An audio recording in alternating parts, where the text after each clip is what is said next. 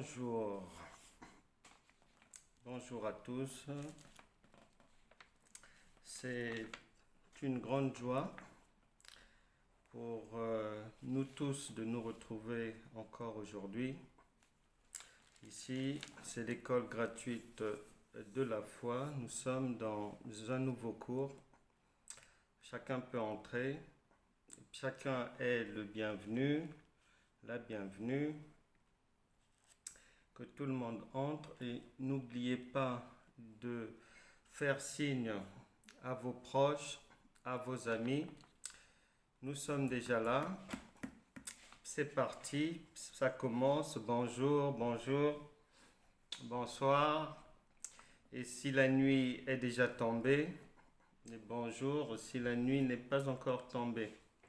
Entrez, entrez les amis. On va passer un très bon moment ensemble dans les merveilles de Dieu. Allez-y. C'est l'école gratuite de la foi. Vous avez toujours nos coordonnées. Et l'objectif de l'école gratuite de la foi est de sortir les gens, d'aider quiconque, d'aider les gens, d'aider les enfants de Dieu à sortir des sentiers battus. Car la Bible déclare dans le livre de Romains que jusqu'à présent, la création attend toujours avec un ardent désir la révélation des fils de Dieu. C'est-à-dire que les fils de Dieu, c'est-à-dire que ceux qui prétendent connaître Dieu ou marcher avec Dieu puissent apporter les preuves, les évidences dans leur vie du changement, des résultats, de la positivité, des preuves que effectivement Dieu est avec eux. Donc la parole de Dieu déclare en Romains chapitre 8 que jusqu'à présent la création, donc l'humanité, attend toujours que les enfants de Dieu fassent leurs preuves. Et l'école gratuite de la foi est là pour apporter sa pierre à cet édifice-là, pour apporter sa pierre à ce que ce changement attendu par la société soit une réalité. Et pour ce faire, nous mettons gratuitement à la disposition de quiconque la portion de révélation, de sagesse, de connaissance, la petite portion que le Seigneur nous a donnée afin d'aider quiconque à voir sa vie aller de l'avant. Une fois que tu écoutes bien, tu prêtes attention et tu comprends et tu mets en pratique, tu verras, et je te mets au défi, tu verras ta vie vraiment radicalement changer. Nous sommes bien sûr joignables, vous avez nos coordonnées. En cas de besoin, si quelqu'un a besoin d'explications supplémentaires, de précisions, de prières, de conseils, nous sommes toujours joignables. Donc, mais n'hésitez pas. Je vous salue tous. Entrez, partagez, likez. On attend les retardataires et on va avancer parce qu'on a encore beaucoup de choses à voir ensemble aujourd'hui. Et nous avons toujours un combat à livrer contre la montre qui tourne, qui ne s'arrête pas. Et donc, entrez, faites signe au dernier retardataire. Appelle un ami, un frère, partage et nous allons avancer. Nous allons vraiment avancer dans ce que le Seigneur a voulu qu'on puisse voir aujourd'hui ensemble. Un enseignement intitulé « Comment vivre un mariage sans divorcer ». Il y en a partout des divorces, pêle-mêle. Autant chez ceux qui ne connaissent pas Dieu, les incroyants, que chez les croyants.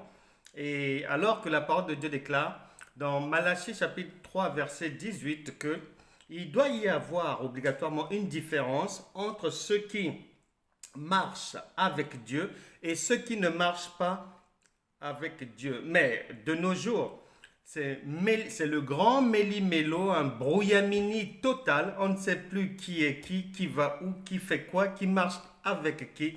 Mais nous savons bien que le Seigneur nous avait déjà dit à quoi est dû ce brouillamini? C'est parce que il a dit en Osée chapitre 4 verset 6, mon peuple est péri parce qu'il lui manque la connaissance. Et nous sommes là pour que chacun puisse ajouter une petite portion de connaissance à ce qu'il connaît déjà.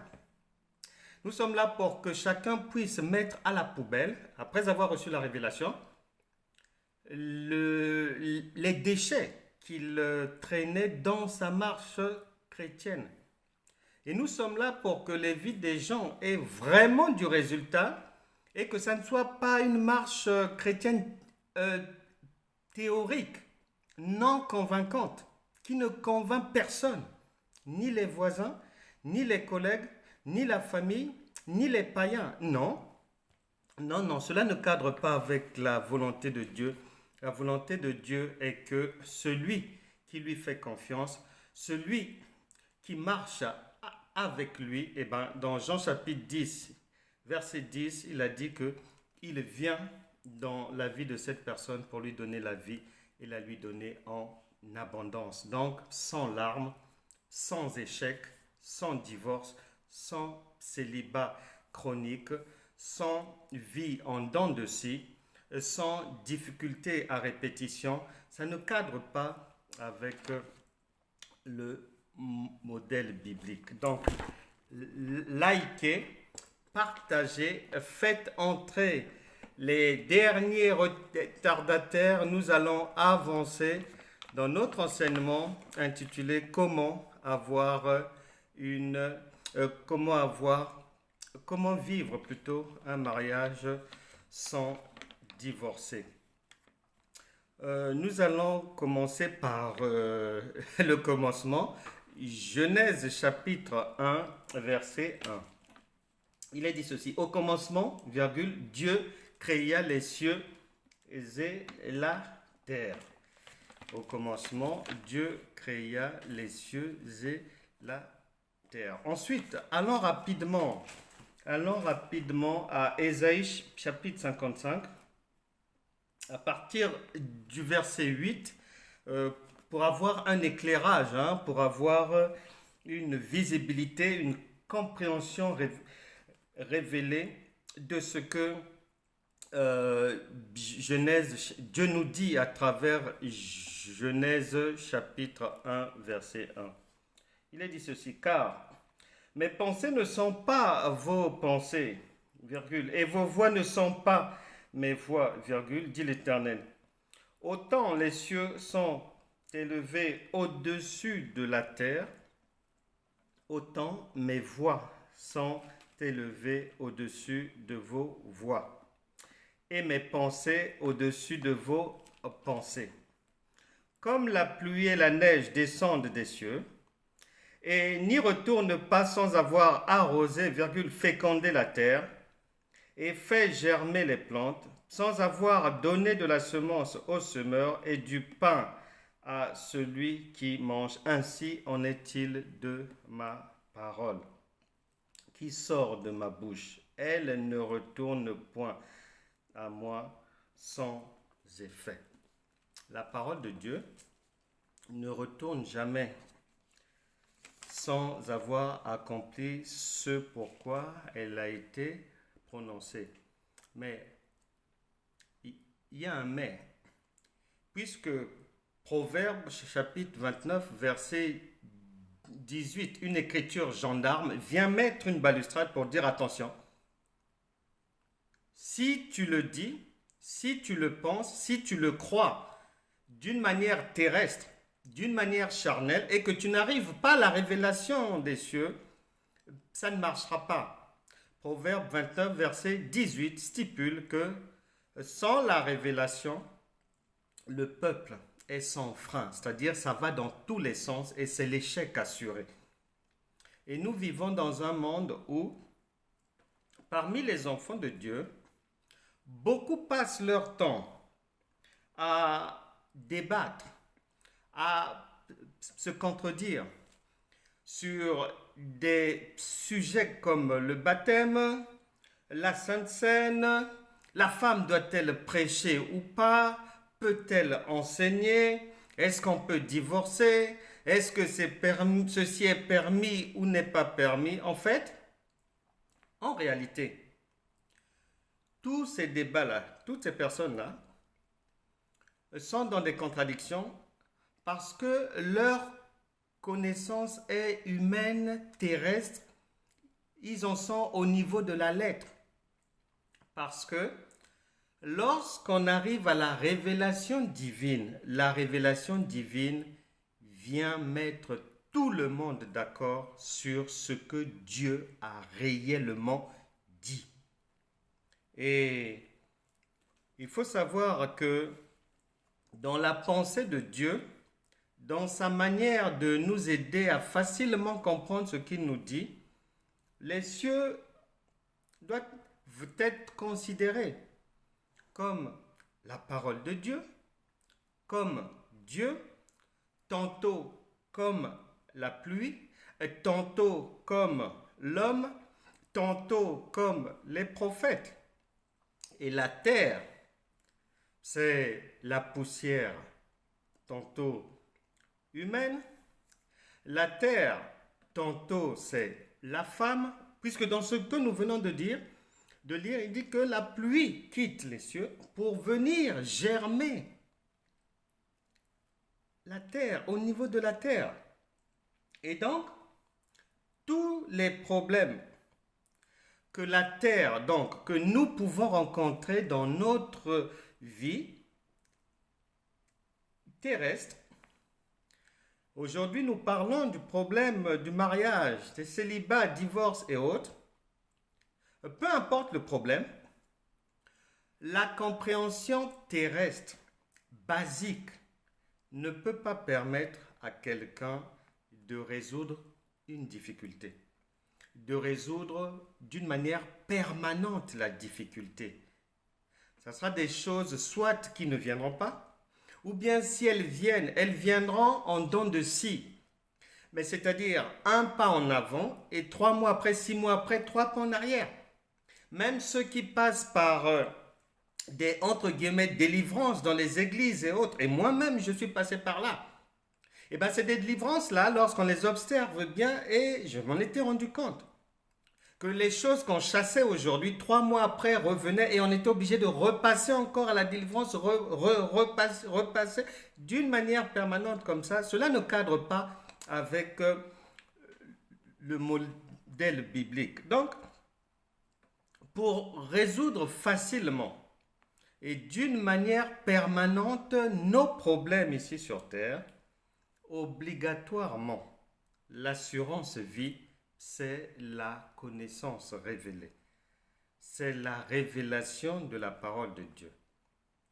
Car la Bible déclare, la lettre tue, mais c'est l'Esprit de Dieu qui vivifie, qui donne la vie, qui nous permet d'avoir la solution qu'il faut, de mettre en pratique ce qu'il faut mettre en pratique, de ne pas faire ce qu'il ne faut pas faire, de ne pas nous tromper. C'est cette révélation-là. Et ici, à l'école gratuite de la foi, nous avons pour objectif de permettre au plus grand nombre d'accéder à la révélation divine. Parce que c'est cette connaissance-là qui rend la vie facile, simple. Et les solutions viennent d'elles-mêmes. Parce que à quoi ça sert de parler des mêmes choses que tout le monde? Depuis des années, les gens parlent des mêmes choses, en général, les mêmes prédications. Il n'y a pas beaucoup de gens qui nous apportent des révélations fraîches qui peuvent permettre à la vie de changer d'une manière radicale et éternelle. Et donc, nous courons après cette révélation-là. Et on ne se fatiguera pas de gravir les montagnes de la connaissance pour accéder à cette révélation qui, une fois acquise, les problèmes du quotidien deviennent très simples à résoudre, très très simples. Et pour aujourd'hui, donc, nous parlons de comment vivre un mariage sans divorcer. Et on va faire un cas pratique. On va aller prendre pour notre cheminement, on va être accompagné aujourd'hui d'Abraham et Sarah. Abraham, le père de la foi, avec son épouse. On va marcher avec eux aujourd'hui et l'objectif, c'est de comprendre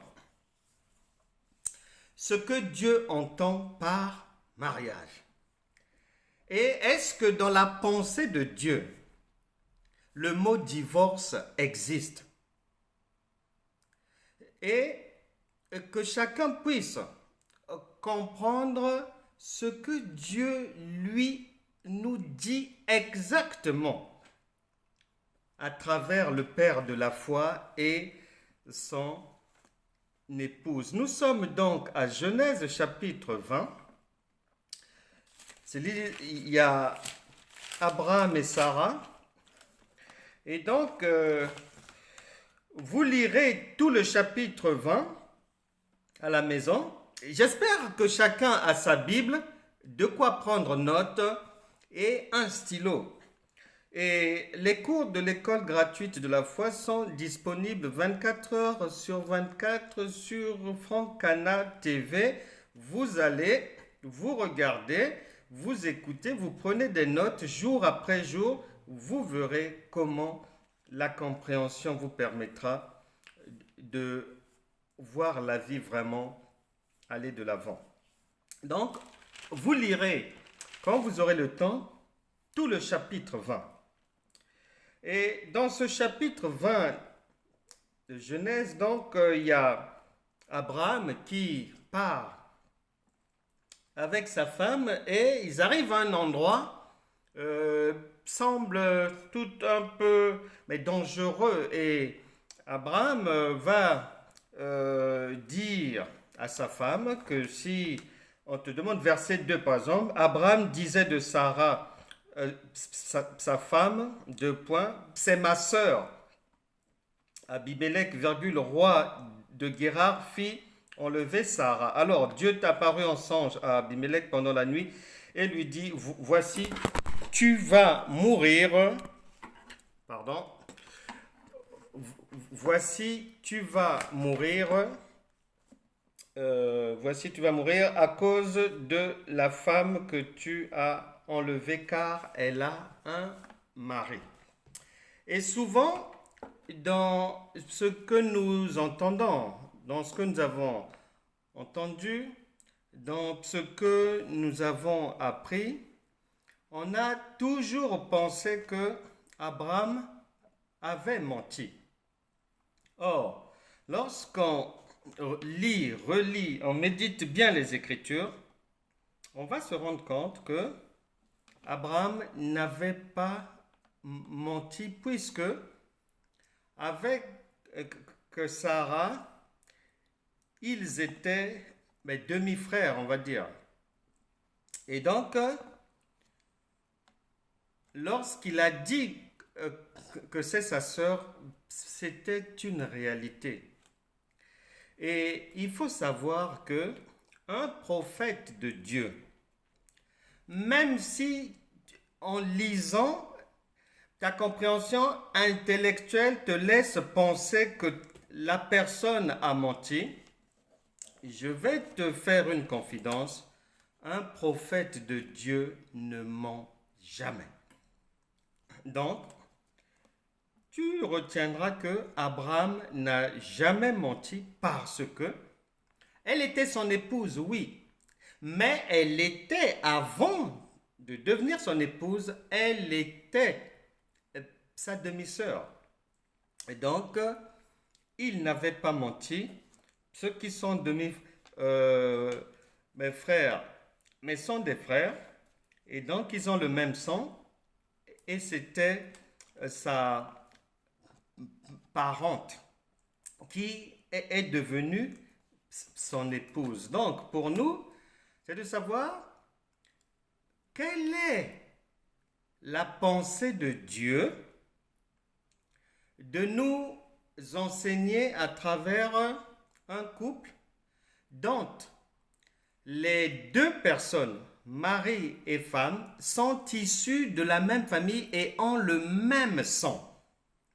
Nous allons ensemble faire une marche pour gravir la montagne de la connaissance révélée pour aller comprendre qu'est-ce qui se cache derrière cette réalité-là. Qu'est-ce que Dieu a voulu en réalité que l'on comprenne et que l'on applique dans nos vies de tous les jours et dans nos ménages.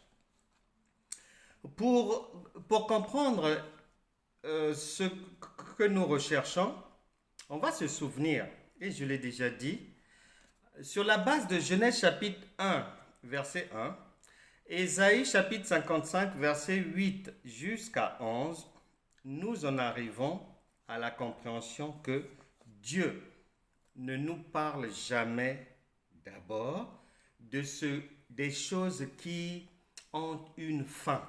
Jamais. Il ne te parle pas de ta voiture. Elle peut se cabosser. Il ne te parle pas de ton travail. Il va finir. Il ne te parle pas de ta moto. Tu peux la perdre. Il ne te parle pas du crédit que tu as eu à prendre ou que tu attends. Ça ne sera pas éternel. Donc, le Dieu que nous connaissons ne parle jamais des choses périssables d'abord. Il parle toujours des choses éternelles. Et je l'ai déjà dit, Dieu est un père et un parent, une maman, se donne toujours pour modèle à ses enfants. Donc la volonté de Dieu, et ce qu'il fait, c'est d'abord parler des choses éternelles à ses enfants que nous sommes. Et dans la pensée de Dieu, Sarah est donc la sœur d'Abraham, de la même manière que Dieu a été le père d'Adam et le père d'Ève.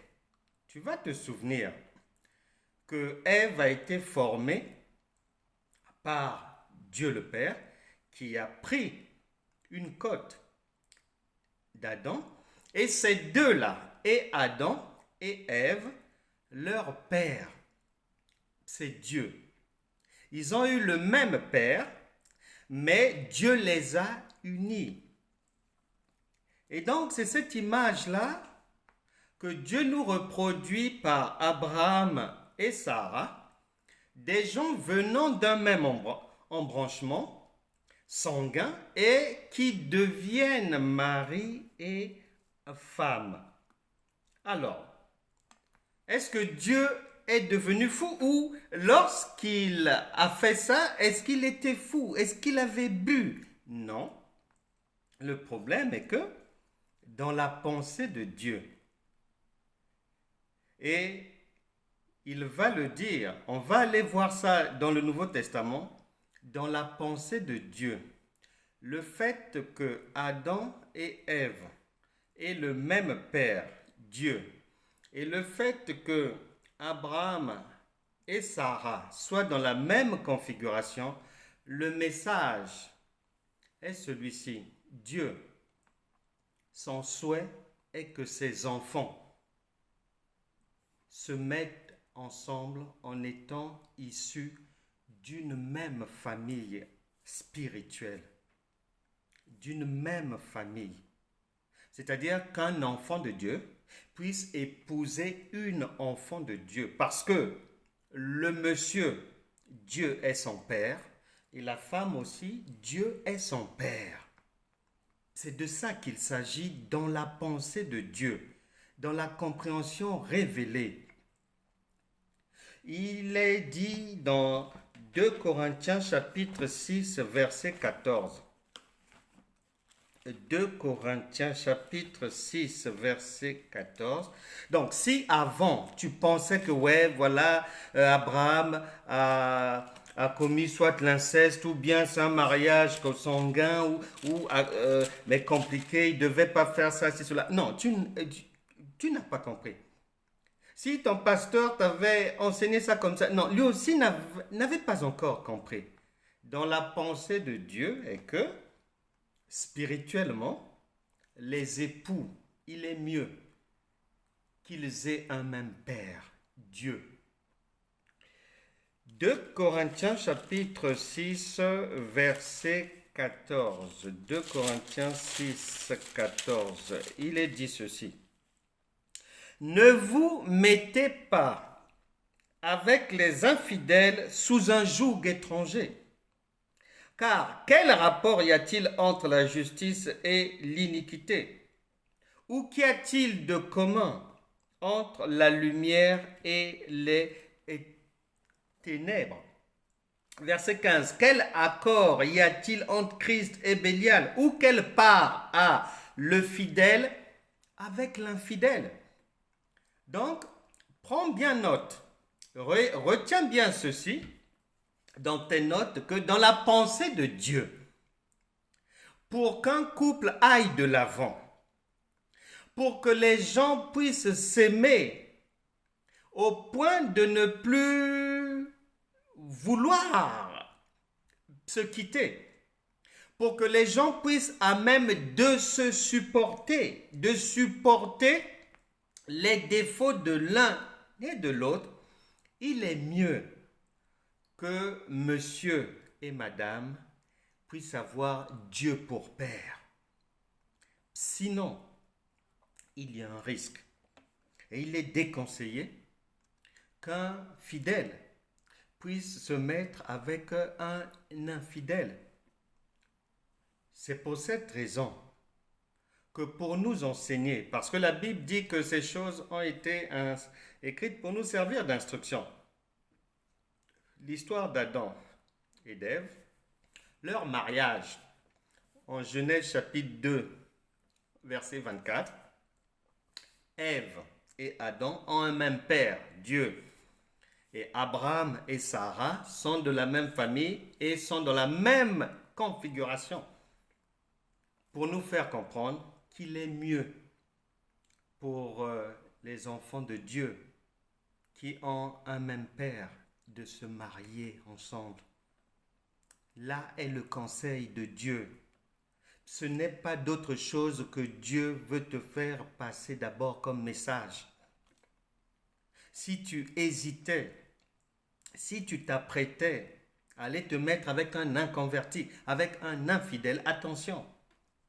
Parce que vaut mieux que vous deux spirituellement, que vous ayez un même Père. Dieu est esprit.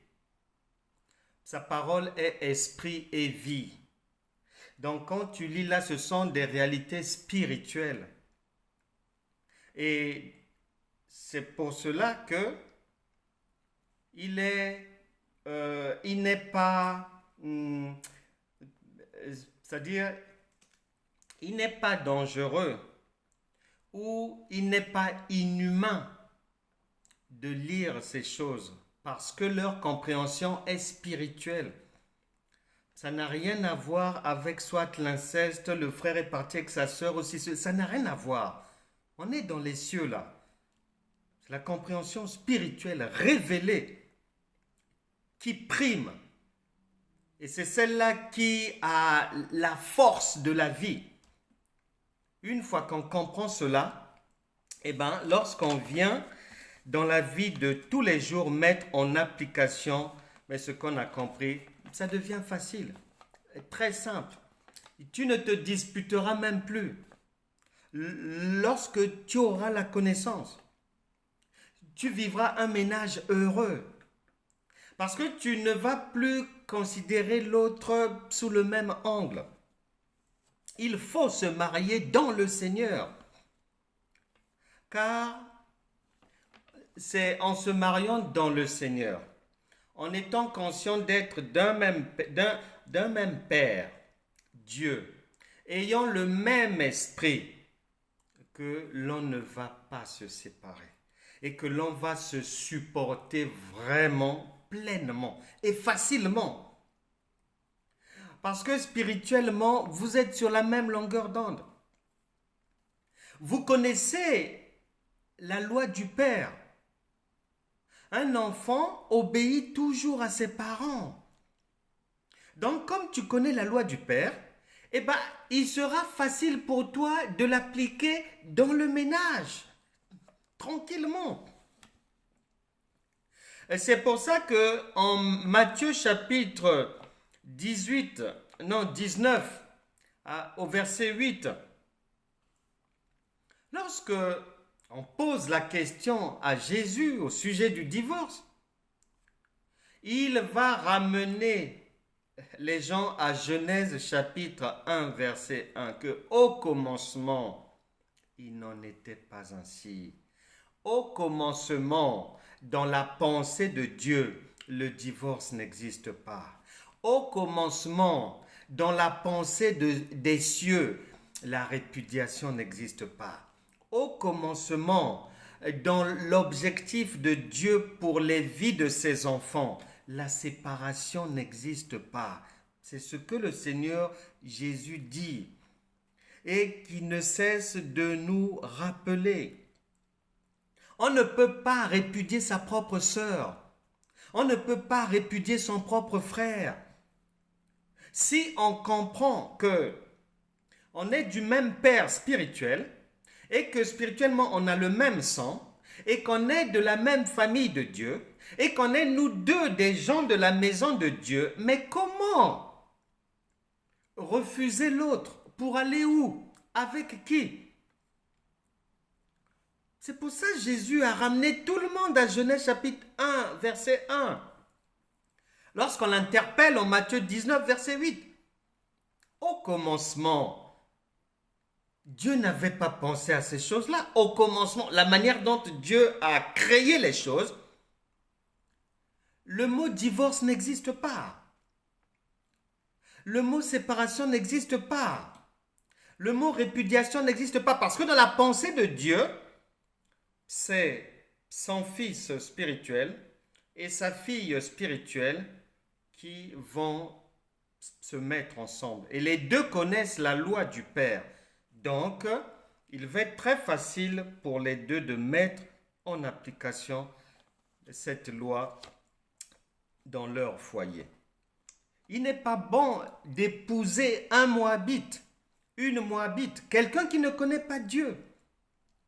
Et souvent, c'est surtout les femmes, elles font des calculs que bon, non, même s'il boit, non, je vais prier comme je prie, je jeûne, avec le jeûne, avec le temps, il va arrêter ça. Même s'il a des maîtresses, non, je vais finir avec ça par le jeûne et la prière. Et puis, bon, l'essentiel, on a déjà l'argent. Donc après, le reste, ça va s'emboîter au fur et à mesure des jeûnes et des prières. La réalité, c'est que dans la suite des temps, il y a toujours le divorce. Parce que ça ne marche pas comme ça. Parce que chacun est prévenu dès le départ. Le conseil est donné en amont, au commencement de votre histoire. Le conseil est donné. Mais si tu t'entêtes à aller rentrer pour des raisons charnelles, mais tes prières et tes jeûnes ne serviront à rien, tu perdras ton temps. Et ces choses-là finissent toujours par le divorce. Vous n'avez pas le même père spirituel. D'ailleurs, tout le monde sait, on l'ignorait hier, mais on le sait maintenant, que Job a dit qu'en réalité, dans l'homme, le plus important, c'est son esprit. La vie humaine se joue d'abord dans le spirituel. Donc, madame a un père spirituel, monsieur a un père spirituel différent. Mais ça ne peut pas marcher. Ça ne peut pas marcher. Et dans la pensée de Dieu, le mot divorce, les mots répudiation, séparation et autres n'ont jamais existé. Pourquoi? Parce que si madame a l'esprit de Dieu, le Saint-Esprit qui est Dieu lui-même, donc Dieu est là, en elle et dans sa maison. À gauche, monsieur aussi a l'esprit de Dieu en lui et Dieu est dans la maison. Mais le divorce va passer par où? Dieu n'échoue jamais. Dieu ne peut jamais se tromper. Dieu ne peut jamais être vaincu. Le conseil de Dieu ne peut jamais être un conseil négatif. Donc c'est comme ça qu'il faut bien, mais comprendre la parole de Dieu. Si madame est animée du Saint-Esprit, qui est Dieu, monsieur animé du Saint-Esprit, les deux viennent d'un même père. Mais l'adultère va passer par où? Puisque les deux connaissent la loi divine. L'adultère va passer par où? Les tentations vont prendre le dessus comment? Donc, dans ces conditions, l'homme ne peut pas être adultère.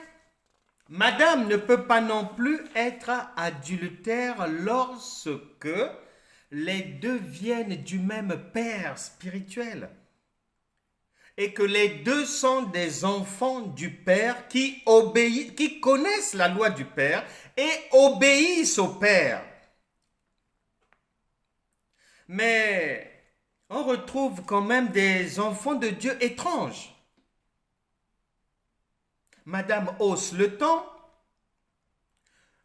monsieur dit quelque chose, quand monsieur dit un mot, madame est à 232 mots, on ne peut pas dormir, dispute à droite, dispute à gauche, mais il faut se demander quel est l'esprit. Êtes-vous vraiment né de Dieu? C'est là où il faut se poser la question. Parce que Adam et Ève n'ont jamais divorcé. Parce qu'au commencement, il n'y avait pas ces histoires d'aujourd'hui. Et le Saint-Esprit nous dit, attention, Romains chapitre 12, verset 1 à 3, vers le 3 là-bas, que ne vous conformez pas au siècle présent. On dit que non, la femme peut aussi porter le pantalon, ceci, cela. La parole dit, attention, au commencement, ce n'était pas comme ça. On parle de divorce, on parle de liberté, on parle de ci, cela, beaucoup d'expressions rajoutées, rabibochées, fabriquées pour créer le désordre dans les ménages et ensuite dans la société. Les enfants de Dieu ne marchent pas derrière ce bruit-là. Dieu n'a pas prévu ça. Et ce sont des expressions que Dieu n'avait pas données au départ. Et donc, comme une maman qui ne peut pas abandonner son enfant, eh bien, lorsque monsieur et madame viennent d'un même père spirituel, Dieu le Père, et connaissent la loi de Dieu, marchent selon les préceptes de Dieu, eh bien, c'est très simple. Monsieur ne peut pas abandonner madame. Et madame aussi ne peut pas abandonner monsieur. Les deux deviendront une même chair. C'est sur cette base-là de la venue du même Père que le Saint-Esprit l'a dit. Parce que des gens qui ont le même sang ne se séparent pas. Parce qu'une maman ne peut pas venir devant un tribunal des hommes où son enfant est jugé, venir dire du mal de son enfant. Ça n'existe pas. Ça n'existe pas. Même si l'enfant a été pris la main dans le sac en flagrant délit, en train de faire des mauvaises choses, maman ne viendra pas pour dire du mal de son enfant. Non. À moins de devenir folle. Mais dans la normalité, il n'y a pas ça. Donc, nous devons avoir chacun à l'esprit que nous marchons en tant que les enfants de Dieu le Père selon les préceptes, non pas du monde, mais du commencement. Des préceptes d'amour, des préceptes où il y a l'ordre, où la division n'existe pas, où on se supporte bien. L'amour de Dieu est manifesté. Maintenant, si Dieu dit que mon peuple périt faute de connaissance, c'est parce qu'il y a beaucoup de gens. Vous ce soit des serviteurs de Dieu, des chrétiens affermis, des anciens, des femmes expertes dans les jeûnes et prières, aguerries dans les... comment on appelle ça? Dans des activités dites des pleureuses. Toutes ces choses-là. Nous devons faire attention parce que beaucoup ont divorcé. Et peut-être que tu es en train de réfléchir pour toi aussi prendre tes bagages et partir. Mais la parole de Dieu te déconseille cela. Sauf exception. Quand il y a risque sur ta vie, sauf exception, il y a des exceptions. Mais au commencement, Dieu n'a pas prévu ces choses-là. Et il nous a donné, puisqu'on a le même Père, un esprit de Dieu qui traverse la vie facilement et qui résout les problèmes de la vie facilement lorsqu'on marche dans la loi divine. Nous devons éviter certaines choses et comprendre ce qu'on appelle la justice de Dieu. Au début, nous sommes passés par Ésaïe 55. Là-bas, le Seigneur dit que vos voix ne sont pas mes voix, vos pensées ne sont pas mes pensées. Vos calculs, je ne suis pas dans vos calculs. Eh bien, c'est parce que beaucoup ont divorcé pensant qu'ils avaient raison. Beaucoup se sont séparés pensant qu'ils avaient raison. La justice des hommes peut même te donner raison. La famille peut même te donner raison. Mais la parole de Dieu dit, attention, Jean chapitre 16, verset 8, que c'est le Saint-Esprit qui convainc chacun du péché, de la justice et du jugement. Est-ce que ce que je veux faire là, je suis dans la foi ou je suis dans le bois?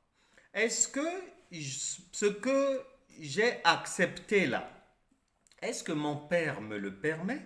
Est-ce que je suis encore sous la protection divine ou si le parapluie a déjà sauté?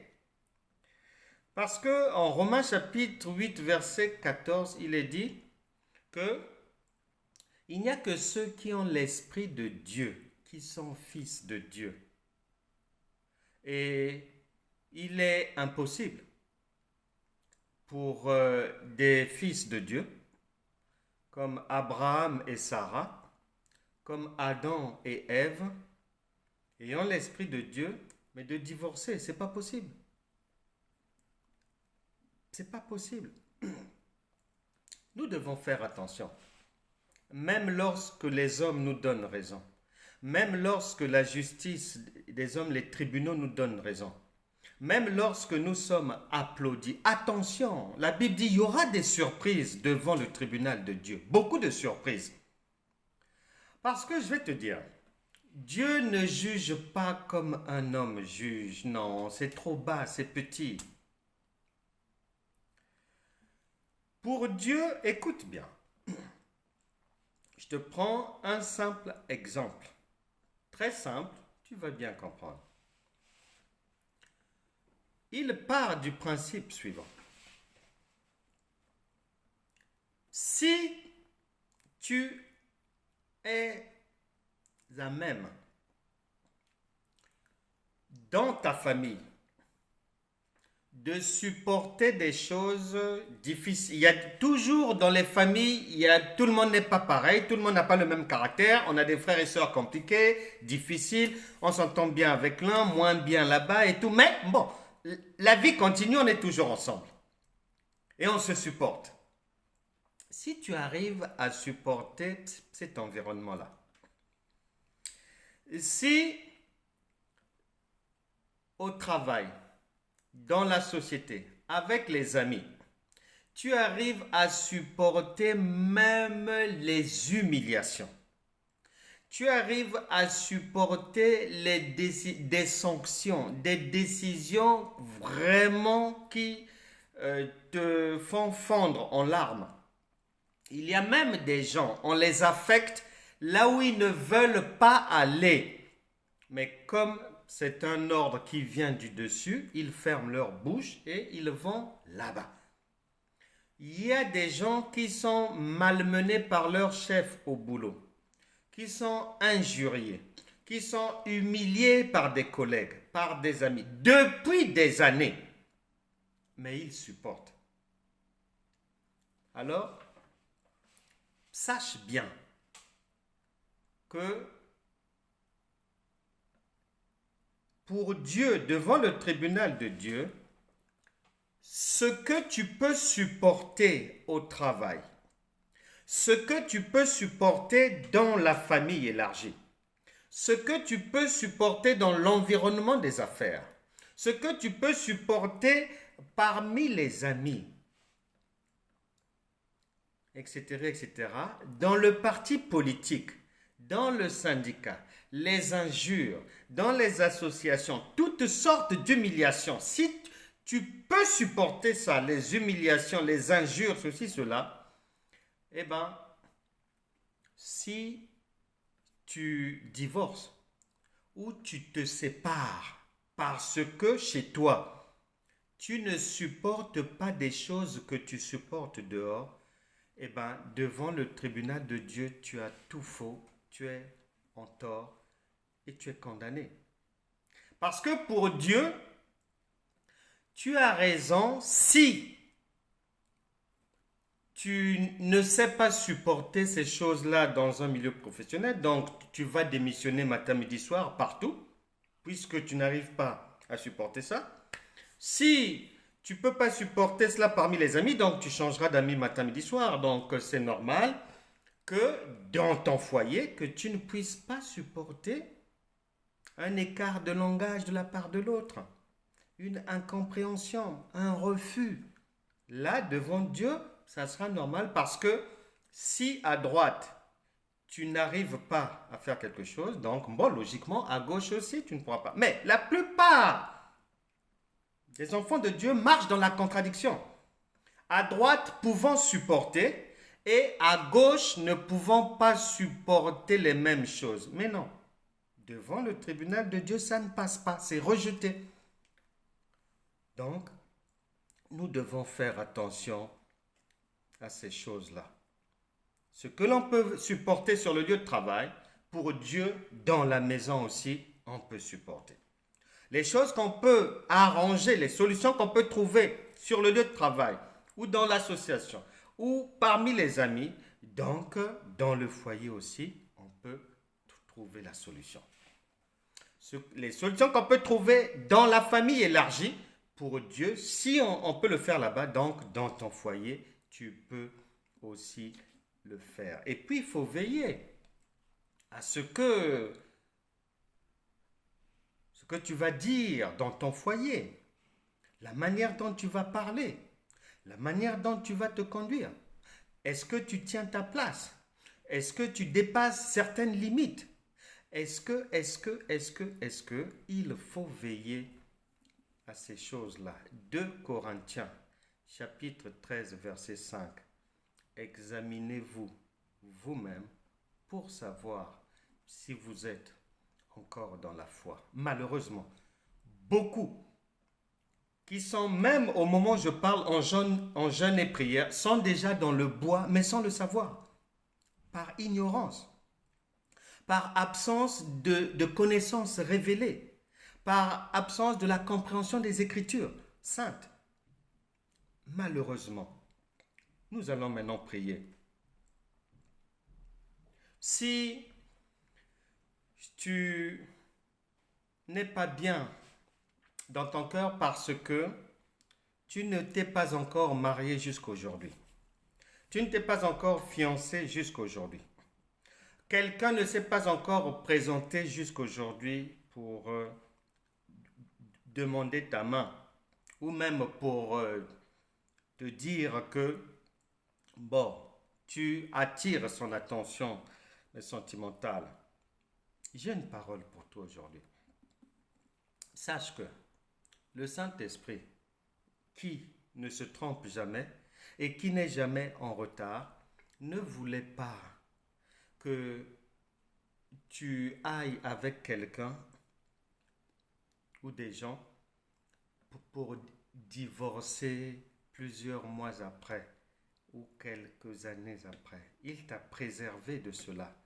Car tu peux faire un récapitulatif.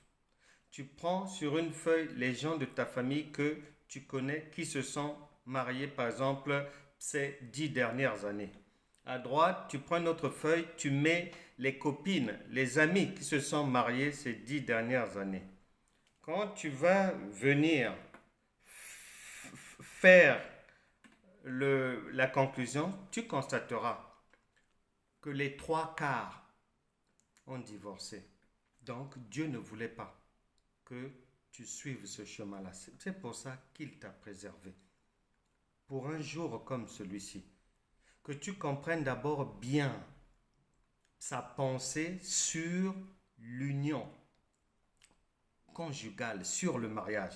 Que tu comprennes d'abord bien ce qu'il a dit de la vie de couple, de manière à ce que, à partir d'aujourd'hui, tu as la connaissance suffisante, révélée, que tu peux maintenant facilement appliquer dans la vie de couple. Donc, tu verras l'âme sœur dans les jours à venir arriver jusqu'à toi.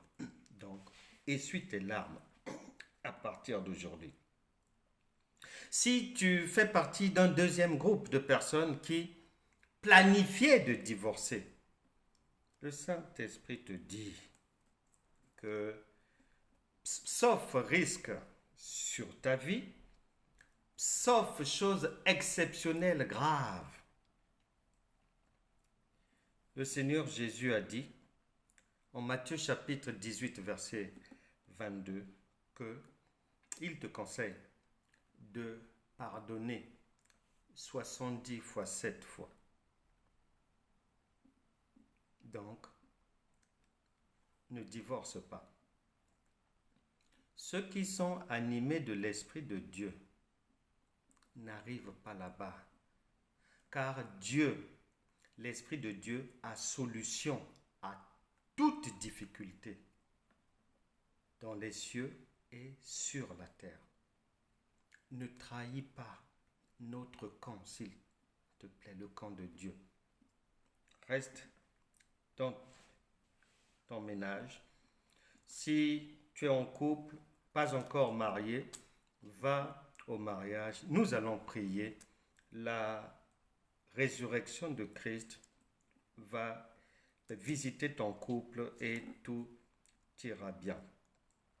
Si maintenant, tu as écouté la parole de Dieu, tu avais déjà divorcé et que tu as écouté la parole de Dieu, si jamais tu as un regret sur ton cœur, le Saint-Esprit te dit maintenant que ton cœur ne se trouble point. Il a tout ce qu'il faut pour recoller ton ménage, pour colmater les brèches, pour redresser tout ce qui est courbé, pour donner la vie à toute situation morte, mais à condition que tu en aies la compréhension révélée. Nous venons de la mettre sur la table, afin que tu saches que ce n'est pas encore fini pour toi. Il était parti, tu étais parti. Le Seigneur qui est en toi t'a donné les pleins pouvoirs de la résurrection, de ramener à la vie ce qui était détruit. Un couple était marié plusieurs années ensemble. Ils ont eu des enfants. Et à un moment donné, ils ont divorcé. Monsieur est parti à droite, madame est partie à gauche. Et les deux ne connaissaient pas celui qui est le pain de vie, le Seigneur Jésus-Christ. Une année passe, 2 ans, 3 ans, 4 ans, 5 ans. La 7e année, il ne s'était plus jamais revu, ni croisé quelque part. Monsieur avait refait sa vie, mais là où il était parti, après 5 ans de mariage, il a encore divorcé. Madame, elle n'avait pas encore refait sa vie, c'est-à-dire trouvé quelqu'un, pas encore. Et entre-temps, monsieur va rencontrer le Seigneur Jésus-Christ. Madame aussi de son côté va rencontrer le Seigneur Jésus-Christ. Sans que l'un ait des nouvelles de l'autre depuis leur séparation, monsieur est devenu chrétien, madame est devenue chrétienne. Un jour, après 7 ans de séparation, sans nouvelles, sans se rencontrer, monsieur va suivre une campagne d'évangélisation. Lui ne savait pas que son ex-épouse venait aussi à cette campagne d'évangélisation. Humainement, il est impossible que vous puissiez vous retrouver parce qu'à cette campagne d'évangélisation, il y avait 50 000 personnes. Impossible. Mais le ressuscité, celui qui ne meurt jamais, celui qui est la vie, celui qui est le chemin et la vérité, qui redonne la vie à toute situation morte et qui permet aux paralytiques de marcher, aux aveugles de voir, aux sourds d'entendre, dont la présence de l'Esprit chasse tous les démons. Par son amour, il s'est arrangé au milieu de ces 50 000 personnes. Ces 2 ex-mariés vont se retrouver face à face dans cette immense foule. Monsieur surpris, madame surprise. Qu'est-ce que tu fais ici? Depuis quand es-tu converti? Est-ce que c'est une vraie conversion? Est-ce que tu es réellement enfant de Dieu? Les deux n'en revenaient pas. Et monsieur était devenu un véritable enfant de Dieu. Madame était devenue une véritable enfant de Dieu. Les deux ayant un même Père spirituel, Dieu. Leur mariage a repris vie là. Et ils se sont remariés dans le Seigneur. Nous allons prier pour que tu saches que peu importe, est-ce que tu avais fait une erreur? Est-ce que tu t'apprêtes à commettre une erreur? Est-ce que tu es pleine de remords? Est-ce que toi, monsieur, ton mariage a pris fin parce que tu étais adultère? Peu importe. On passe à autre chose aujourd'hui. Nous allons prier. Chacun se dispose, ouvre son cœur devant le Seigneur. Il est celui qui ressuscite les morts, toute situation. Peu importe la situation par laquelle tu passes, peu importe ce que tu avais dit ou fait, l'essentiel c'est que le psaume 37, versets 4 à 5 dit « Fais de l'Éternel tes délices et il te donnera ce que ton cœur désire. » Ton mariage va repartir aujourd'hui à partir de cette prière. Ne t'occupe pas s'il est en Australie, s'il est en Nouvelle-Zélande, s'il était parti au Sahara. Ce n'est pas ton problème. Il va revenir. Elle va revenir. Dieu n'est jamais limité, mais sinon il n'est plus Dieu. Sinon ça devient un homme. Que quelqu'un ait commis une erreur, qu'il n'y ait pas d'erreur, qu'il y ait eu déjà divorce, qu'il n'y ait pas encore eu divorce, peu importe. À partir d'aujourd'hui, tout ira bien pour que chacun vive dans un foyer sans divorce en tant qu'enfant de Dieu. Prions le Seigneur. On va reprendre simplement cette prière. Seigneur Jésus-Christ, merci pour ta parole. Je t'ouvre mon cœur et ma vie. Pardonne-moi pour tous les péchés de ma vie, car tu as dit que dans les temps d'ignorance, Dieu pardonne. Que ton esprit de connaissance, de sagesse et d'intelligence change ma vie à partir d'aujourd'hui. Répare toutes les erreurs que j'ai commises dans ma vie. Saint-Esprit, parle au cœur de toutes les personnes que j'ai offensées dans ma vie, pour que non seulement qu'elles me pardonnent, mais qu'elles me soient désormais favorables. Je sors par ton esprit de toute difficulté qui persécute ma vie actuelle. Je décide aujourd'hui de marcher et de vivre dans mon foyer avec l'Esprit de Dieu.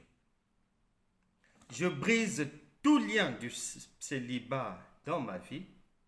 Je brise tout lien du divorce dans ma vie. Je refuse désormais de vivre comme un païen, comme une païenne. Au nom puissant de Jésus, que la parole révélée puisse illuminer ma marche maintenant. Je n'échouerai plus, je réussirai dans toutes mes entreprises et dans mon foyer. Amen. Amen. Je vous salue vraiment tous. N'oubliez pas, il n'est jamais trop tard. Prenez votre cahier, prenez votre Bible, prenez les cours. Ils sont à votre disposition sur Franck Cana TV. À n'importe quelle heure, vous vous asseyez, vous écoutez, vous prenez note, vous prenez les cours, vous faites l'effort de comprendre et de mettre en pratique et la vie va changer. Là où il y a Dieu, on ne peut pas souffrir, on ne peut plus souffrir. Les gens vivent trop dans des contradictions, les chrétiens. Là où il y a Dieu, on ne souffre pas parce que sinon il n'est plus Dieu. Et un Dieu n'a pas besoin de gesticulation pour faire quelque chose. Observe, lis le Seigneur Jésus-Christ et les apôtres. Un Dieu ne peut pas souffrir, ni pour faire revivre ton ménage, ni pour remettre le sourire dans ton foyer, ni pour faire revenir une personne qui était partie, ni pour ramener quelqu'un qui avait fugué à la maison, un major qui avait fugué, une femme qui avait fugué. Dieu ne peut pas souffrir, mais sinon il n'est plus un Dieu. Donc, apprenons à marcher réellement dans les voies du Père, qui sont des voies agréables, douces, qui sont des voies non troublées. C'est pour ça qu'il a dit en Jean chapitre 14, verset 1, que ton cœur ne se trouble point. C'est Dieu avec toi. Ton cœur va être troublé. Pourquoi? Lorsque quelqu'un est avec sa maman, l'enfant est en sécurité. Son cœur ne peut pas être troublé. Lorsque tu vis dans un palais royal ou présidentiel, tu ne te préoccupes pas du manger, du boire, de se soigner ou de te déplacer ou ceci, cela. Toutes ces choses-là sont prévues, il y a ça. Donc, tu ne peux pas, même pas penser à ça. C'est-à-dire que ça puisse manquer, l'idée que ça puisse manquer ne peut même pas te traverser l'esprit. Donc, c'est ce Dieu-là que nous nous enseignons, que nous montrons et que nous voulons que chacun puisse l'expérimenter et marcher avec lui. Car lorsqu'on marche avec Dieu, la vie devient simple, agréable, facile, douce et ça revient un repos. Voilà. Abonnez-vous à Franck Cana TV. Si vous avez des questions, besoin de conseils ou de prières et autres, vous avez nos coordonnées. Que Dieu vous bénisse vraiment. Je vous salue tous, je vous embrasse. On se retrouvera dans la semaine et puis ensuite samedi prochain 19h pour notre grand enseignement. Que Dieu vous bénisse. Au revoir.